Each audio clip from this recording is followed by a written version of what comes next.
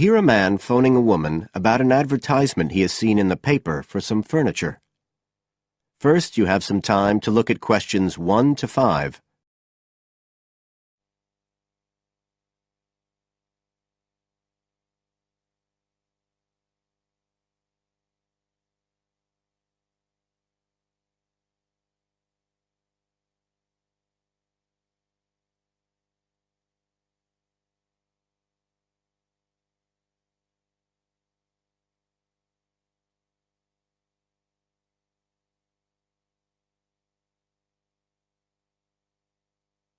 As you listen, because you will not hear the recording a second time. Listen carefully and answer questions 1 to 5.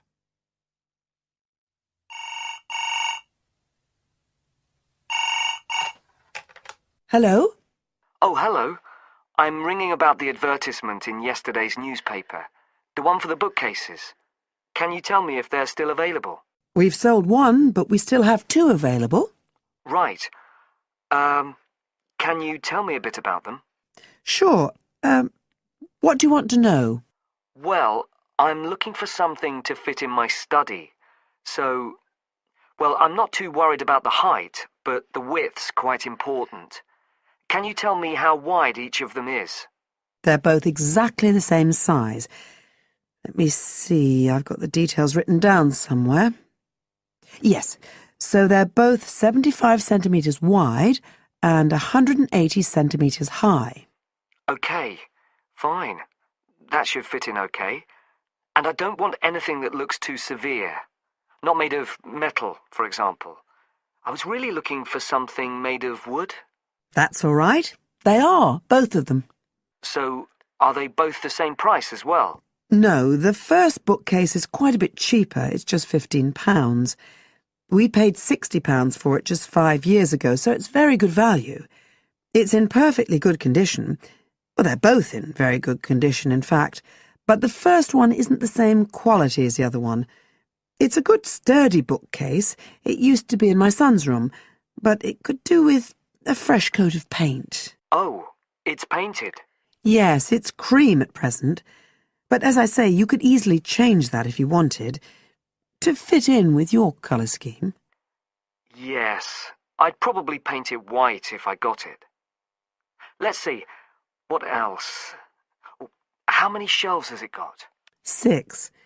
2 of them are fixed, and the other 4 are adjustable, so you can shift them up and down according to the sizes of your books. Right, fine. Well, that certainly sounds like a possibility. Before you hear the rest of the conversation, you have some time to look at questions 6 to 10.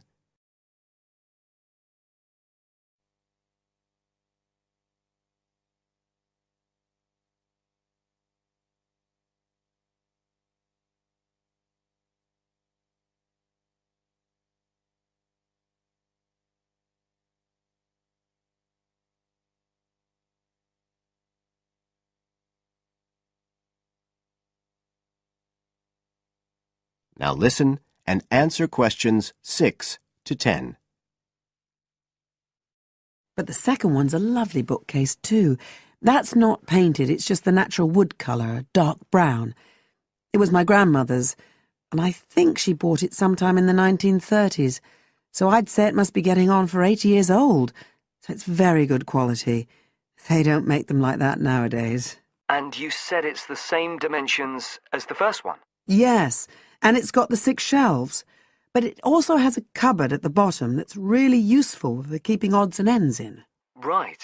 Oh, and I nearly forgot to say, the other thing about it is it's got glass doors, so the books are all kept out of the dust. So it's really good value for the money. I'm really sorry to be selling it, but we just don't have the room for it. So what are you asking for that one? £95. It's quite a bit more, but it's a lovely piece of furniture. A real heirloom. Yes. All the same, it's a lot more than I wanted to pay. I didn't really want to go above 30 or 40. Anyway, the first one sounds fine for what I need. Just as you like. So, Is it all right if I come round and have a look this evening? Then, if it's okay, I can take it away with me. Of course. So you'll be coming by car, will you? I've got a friend with a van, so I'll get him to bring me round. If you can just give me the details of where you live. Sure. I'm Mrs. Blake. Blake? That's right. And the address is 41 Oak Rise. That's in Stanton. Okay, so I'll be coming from the town centre. Can you give me an idea of where you are? Yes. You know the road that goes out towards the university? Yes. Well, you take that road and you go on till you get to a roundabout. Go straight on, then Oak Rise is the first road to the right. Out towards the university, past the roundabout, first left. First right. And we're at the end of the road. Got it. So I'll be round at about 7, if that's all right. Oh, and my name's Connor. Connor Field. Fine. I'll see you then, Connor. Goodbye. Goodbye.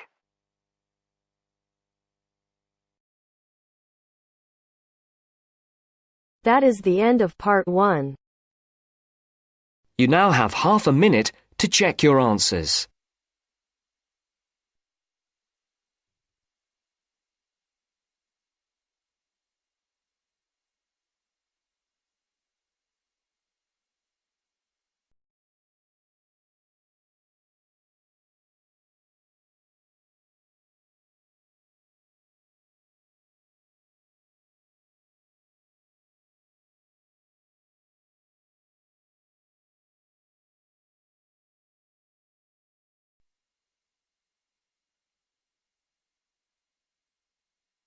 Now turns to part 2. Part 2. You will hear a speaker talking about saving energy in the home. First, you have some time to look at questions 11 to 12.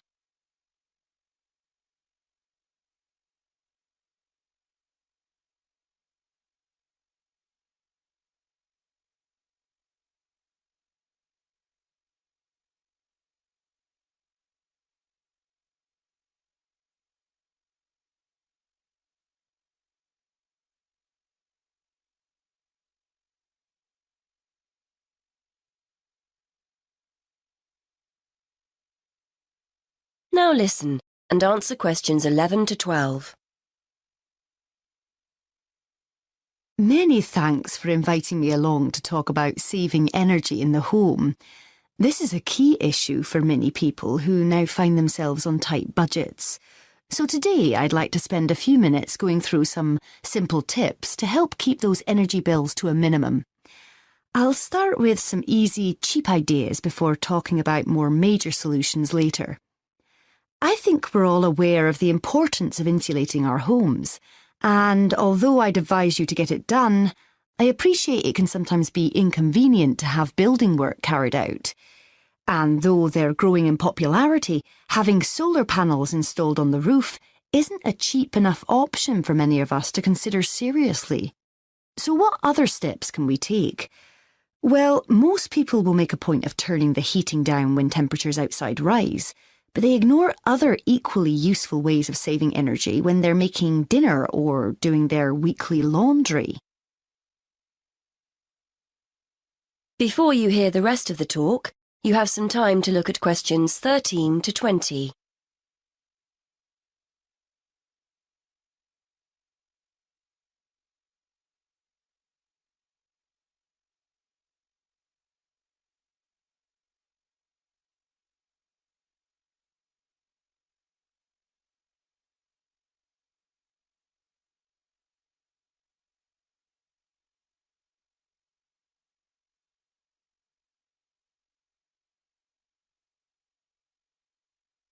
Now listen and answer questions 13 to 20.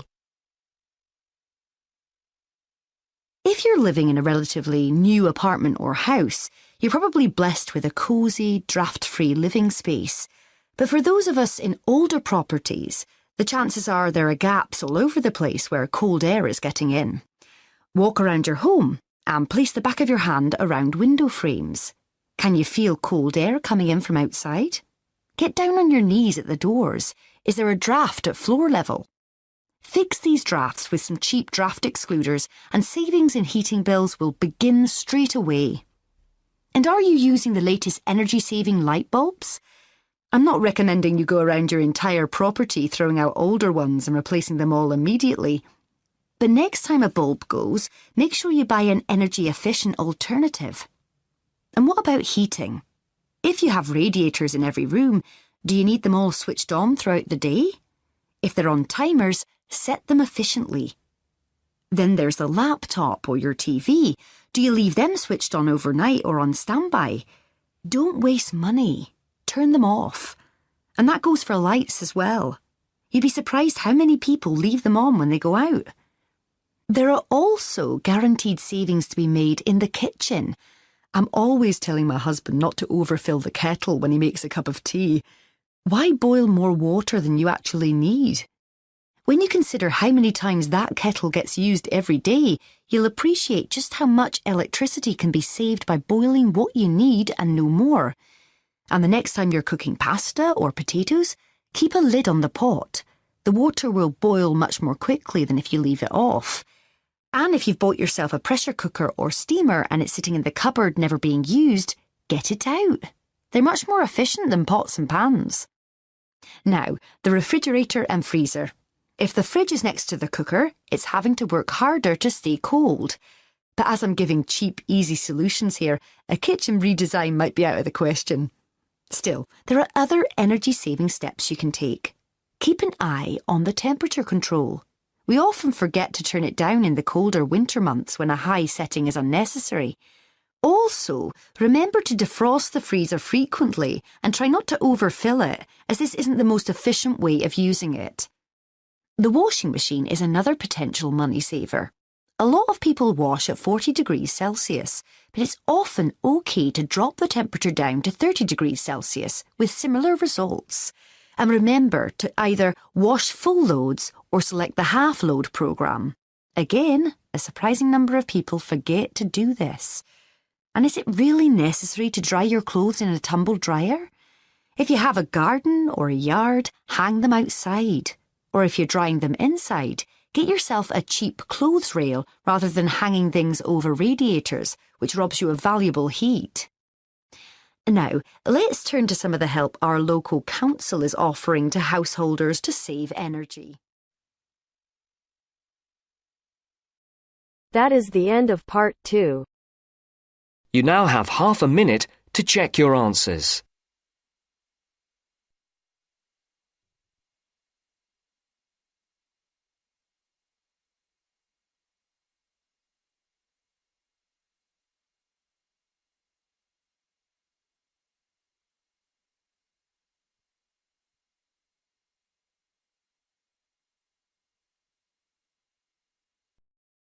Now turns to part 3. Part 3. You will hear a student talking to her tutor about a presentation. First, you have some time to look at questions 21 to 23.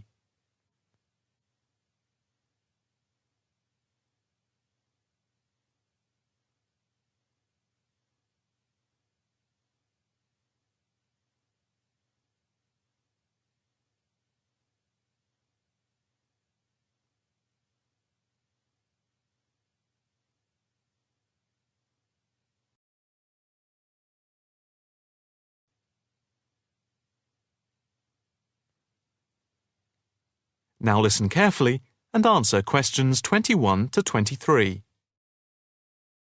Excuse me, Dr. Owen, Oh, hello, Karen. Have you got a few moments? Yeah, sure. How can I help you? Well, I've had difficulty finding data on the original question, and I was wondering if I could change my paper to Investment in Knowledge, comparing some European countries with the United States, and then with others throughout the world, including the OECD average. I found lots of data by way of graphs, etc.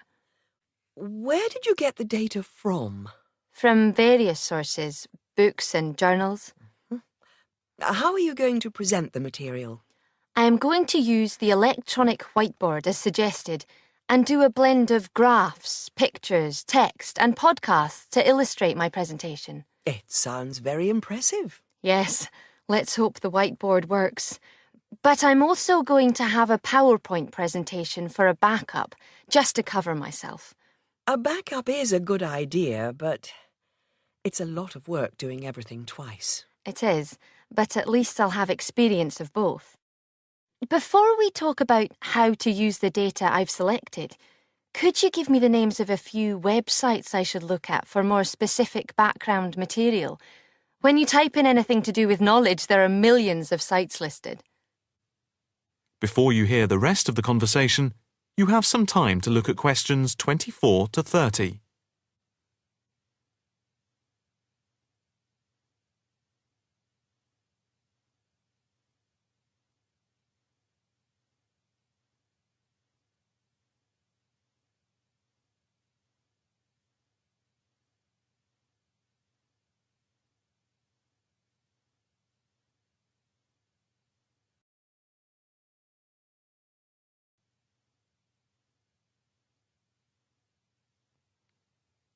Now listen carefully and answer questions 24 to 30. Let's see. Oh, I'll print you off this list.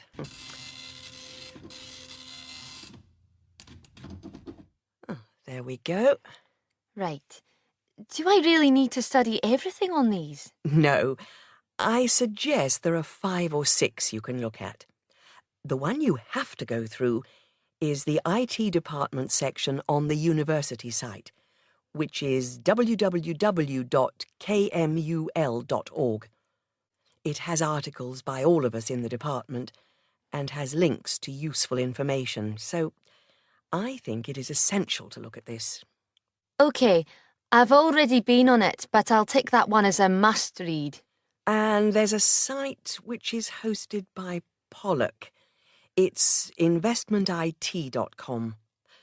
All you need to do is to skim the abstracts of the articles on the site.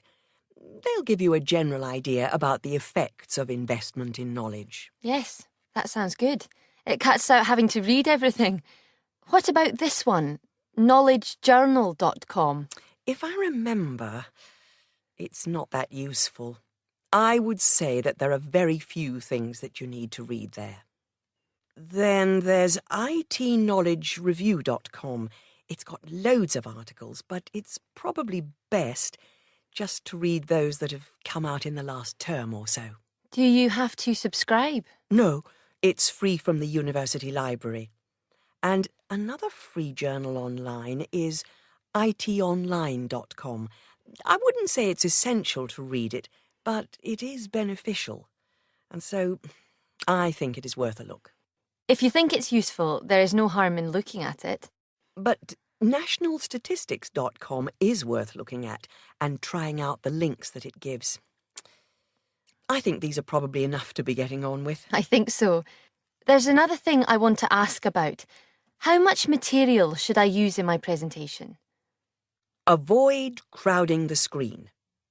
If you have lots of information at one time, people will not be able to follow it and will just switch off. That's worth remembering. I've been in lectures where there was too much detail on the screen and it was impossible to read quickly. But what about visuals? Do you think it's okay to mix visuals and text? Visuals are very useful, but they must be relevant, or else people will get confused about what they mean and why they are there, and they won't pay attention to what you are saying. So be careful. From what I can see, you have the makings of a very good presentation. Thank you. That is the end of part 3.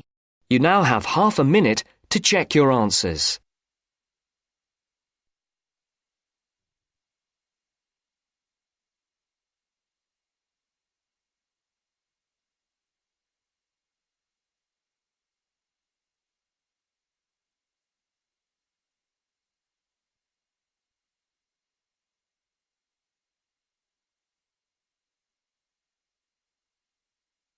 Now turns to part 4. Part 4. You are going to hear a lecture on life at work, which is being given as part of a series of lectures on productivity and work practices. First, look at questions 31 to 35.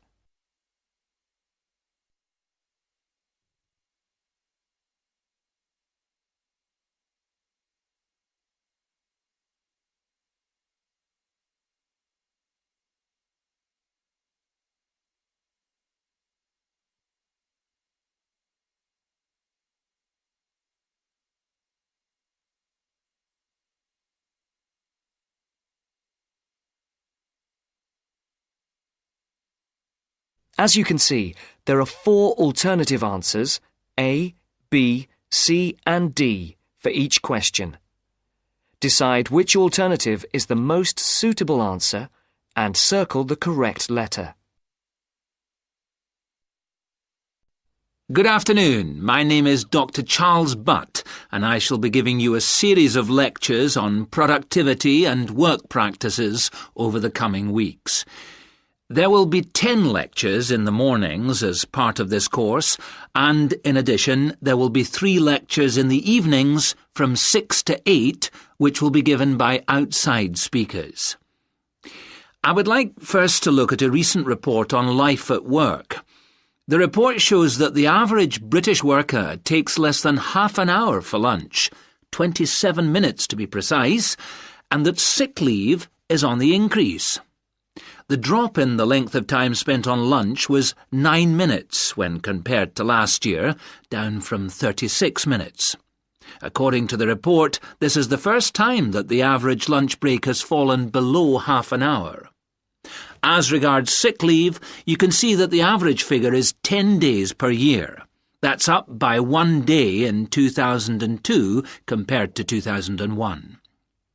While physical illness was given as the most common reason for absence in the case of non-manual workers, stress was the most common cause of long-term absence.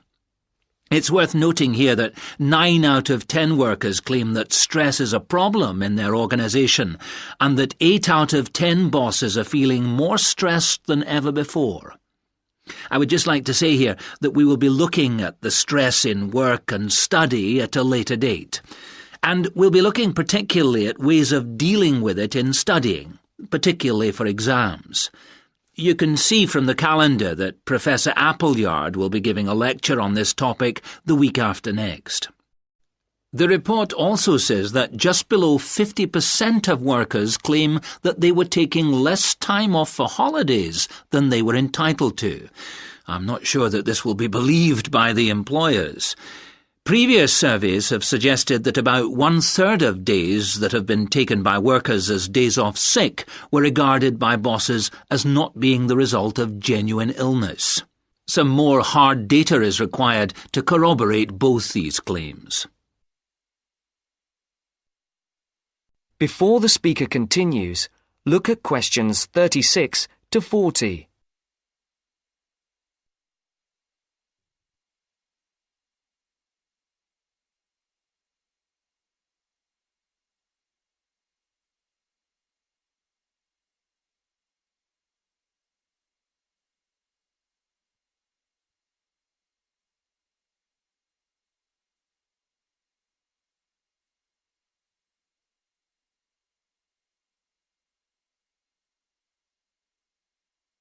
As you listen, answer questions 36 to 40.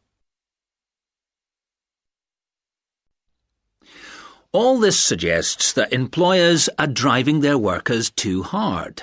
The effects of overworking mean that workers are now being stretched beyond their limits, both physically and mentally. This is borne out by the increase in sick leave. However, looked at from the employer's point of view, the picture may not be the same. Employers say that workers protest too much, but bearing in mind the data about the number of bosses feeling much more stress than before, we need to think about this carefully. It's interesting to note that productivity has gone up in many areas of industry. In 2001, the local car plant had one of the sharpest increases in average productivity, with the number of vehicles per employee rising by over 30% a year. A new assembly line came into operation at the beginning of 2002, affecting productivity, which increased to the 100 vehicles per worker mark by the end of the year. This is a stunning achievement for an industry which was not long ago considered to be collapsing. It would be interesting to do a survey of the work life at the plant. Those of you who have opted to do the project and reduce the number of essays you have to do may want to look into this. Please see me at the end of the lecture. Right, now, let us move on to something else which I think... That is the end of part 4. You now have half a minute to check your answers.